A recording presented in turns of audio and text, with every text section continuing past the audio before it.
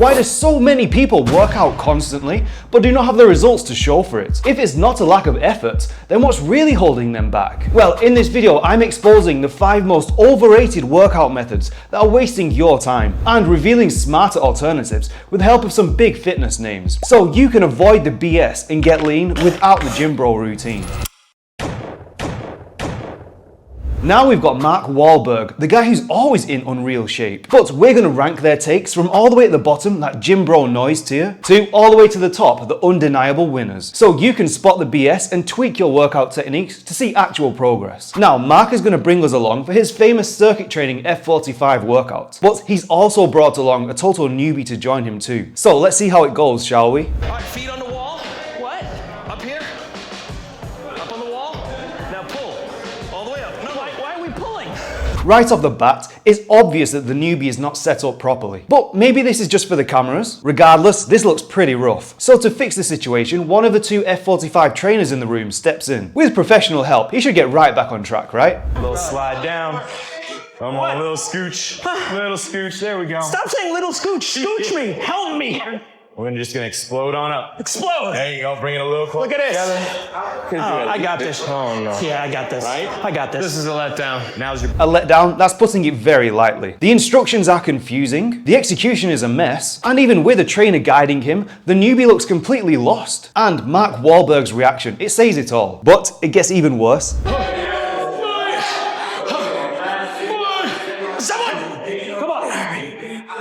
Wow, the newbie grabs those kettlebells and they are way too heavy for him. He struggles to lift them, he nearly breaks his wrist, and then he puts his shoulder at a serious risk of a rotator cuff tear. The scene that's meant to show off the workout's intensity, instead it just reveals how chaotic and useless these group classes are. Even with 2 trainers in the room, a screen on the wall showing exactly how to execute the movements, and even with someone like Mark Wahlberg alongside him, the workout is still a shambles. Because this is what happens in group classes. First off, the weight is all wrong. They're either too heavy so you can't dial in your form, or too light so you can't stimulate real progress. 0 gains made. 2, they focus on speed over form. The focus is on going as fast as possible to out-ego everyone else, not on proper technique, so 0 gains made. 3, the generalized programming. The exercises are just random, designed for a crowd, not individual needs. It does not build on the progression that you made last week. Random workouts, they equal random results. 0 gains made. This type of training, it works as like a social event. But if your goal is to build strength,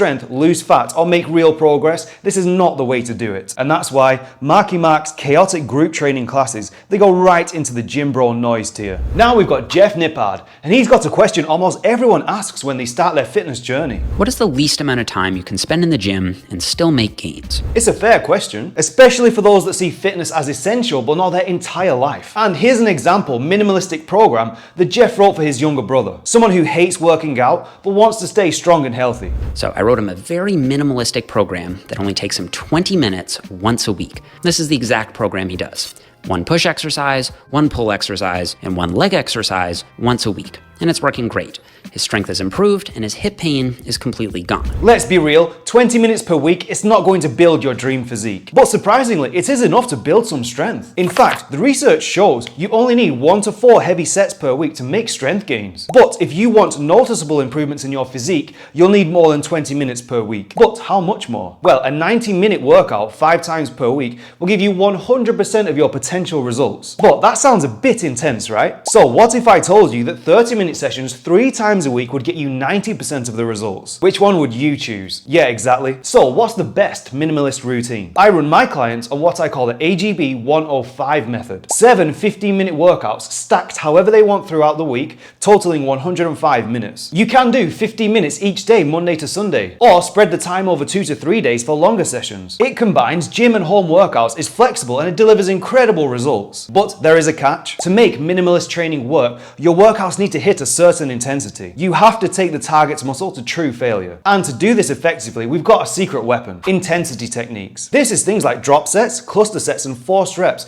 to make sure that you can maximize your efforts in minimal time. And if you're struggling to get lean or you're frustrated with a lack of results, my one-to-one coaching roster is now open for 2025. Hit the link below to message me directly and let's chat about how I can help you get in the best shape of your life. This approach is about finding that minimum effective dose, making fitness a core part of your life without without taking it over. When minimalist training lacks intensity, or it fails to hit that threshold needed to stimulate change, it's overrated. But when done right, with enough intensity and volume, it's an undeniable winner. Joe Rogan's podcast is no stranger to controversy, but in that gym bro world, this one sent shockwaves. Went from football to strongman, and in football we'd never done deadlifts. It was all hang cleans and power cleans, which, by the way, just quick little tip, deadlifts, if you're deadlifting to be a better deadlifter, fine. If you're not doing that for deadlift's sake, then don't fucking do it. The risk to reward ratio is a joke. For deadlifts? For deadlifts. Really? And a lot of people aren't going to like that I'm saying that. Robert Obrist's bold statement of don't deadlift is set off a firestorm. Personal trainers and gym bros went into meltdown mode with this avalanche of response videos. But Robert's point is simple. Every exercise has a risk to reward ratio, and deadlifts are no exception. However, if you're far from your maximum strength potential, deadlifts can be a game changer. 1. Foundational strength. With deadlifts, you can build this strength base that no machine or dumbbell can replicate. 2. The central nervous system boost. Deadlifts train your CNS to unlock more of your potential strength. And 3. The carryover effects. Deadlifts increase your total body power output,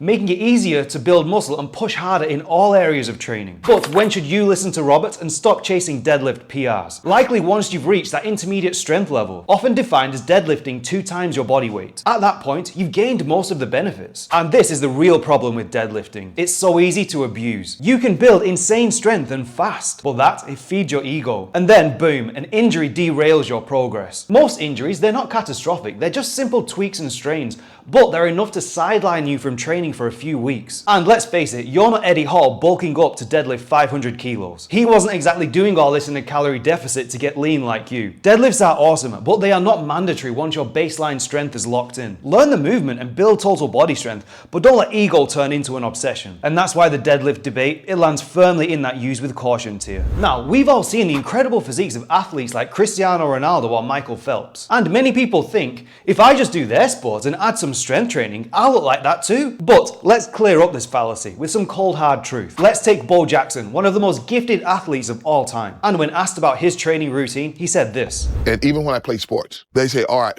it's mandatory to go to the gym 2-3 times a week. It's mandatory, you gotta go in the gym.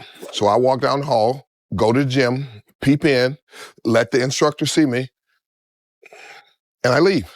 Not that I'm bragging, but if I worked out, I put on muscle like crazy. So to put it in perspective, Bo Jackson, he barely lifted weights and he still looked like this. And even back in his athlete days, Bo admitted, I've never really lifted weights, but I was blessed with good genes. The coaches made me stop bench pressing at around 435 pounds because they didn't want me to pull anything. So yeah, there's why you shouldn't copy your sports idols. 1, they are just genetic outliers. Athletes like Bo Jackson, they're just built differently. Their ability to build muscle and adapt physically is off the charts. 2, they're optimizing for performance. Their focus is not on aesthetics, it's on excelling in their sport. And the awesome physique, that is just a byproduct of their performance-driven training. 3, they actually limit their muscle growth. In many cases, too much muscle actually negatively impacts their performance. So they actually hold back on hypertrophy training. Sports are awesome for cardiovascular fitness and making fitness more fun. But if your goal is to get that lean and athletic look, sports alone will not have you looking like Bo Jackson or Ronaldo. And that's why sports for getting lean and defined,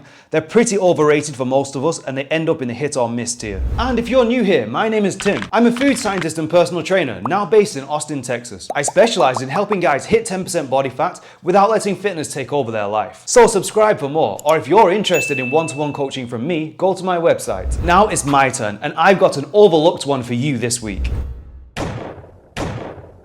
For some weird reason, home workouts are super polarizing. Some people swear that you cannot make progress without a full barbell setup, while others believe they can transform their bodies with a set of resistance bands and a yoga mat. So what's really the deal? And why do so many people fail at home workouts? Well, the gym environment, it forces you to focus. The machines are there, the weights are there, and you're surrounded by people with the same goal, making physique progress. Whereas at home, it's just you, your sofa, and that constant temptation of snacks. And that's why most home workouts look like people slacking off instead of actually training. You see, most home workouts fail because they lack the most critical factor, mechanical tension. You see, muscle growth relies on applying enough mechanical tension to create change. At the gym, overloading mechanical tension is easy to achieve because machines and heavy equipment can do the hard part for you. Whereas at home, without a barbell setup, creating enough mechanical tension, it takes strategy. For example, here's how to apply enough mechanical tension at home to grow your chest. Start with plyometric push-ups. Activate a ton of your deep type 2 muscle muscle fibers with explosive movements. Then move to knuckle push-ups. 2. Maximally fatigue your horizontal pushing muscles. 3. Finally finish with negative push-ups. Go to failure by squeezing out every last second. This sequence applies enough mechanical tension to force muscle adaptation without needing a chest press machine or a full gym setup. Home workouts done wrong are a recipe for frustration. But done right, they're a powerful tool to have available to you when you need them. And that's why home workout success, it goes straight into the strong contender tier. And for more coaching tips, watch my video here.